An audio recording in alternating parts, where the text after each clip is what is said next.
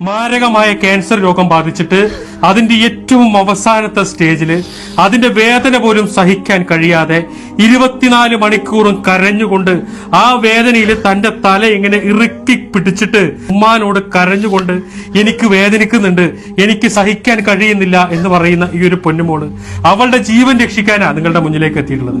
PGക്ക് പഠിക്കുന്ന ഈ ഒരു കുഞ്ഞ് പഠിക്കുന്ന സമയത്താണ് ഈ ക്യാൻസർ രോഗം വന്നത്. ഈ രോഗത്തിന്റെ അവസാനത്തെ സ്റ്റേജില് എറണാകുളത്തുള്ള ലിസി ഹോസ്പിറ്റലിൽ എത്തിയപ്പോ ഡോക്ടർമാർ അവസാനമായിട്ട് നിർദ്ദേശിച്ചിട്ടുള്ള ചികിത്സ കാർട്ടി സെൽ തെറാപ്പി എന്ന് പറയുന്ന ചികിത്സയാണ്.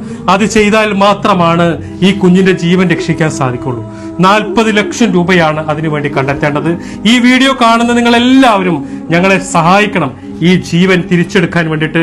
ഈ പൊന്നുമോൾക്ക് അവളുടെ പഠിത്തം വീണ്ടും തുടങ്ങാൻ വേണ്ടിയിട്ട്, നല്ലൊരു ജീവിതം ഉണ്ടാവാൻ വേണ്ടിയിട്ട് നിങ്ങൾ എല്ലാവരും ഞങ്ങളോടൊപ്പം നിൽക്കണം, സഹായിക്കണം എന്ന് അഭ്യർത്ഥിക്കുകയാണ്. അസ്സലാമു അലൈക്കും.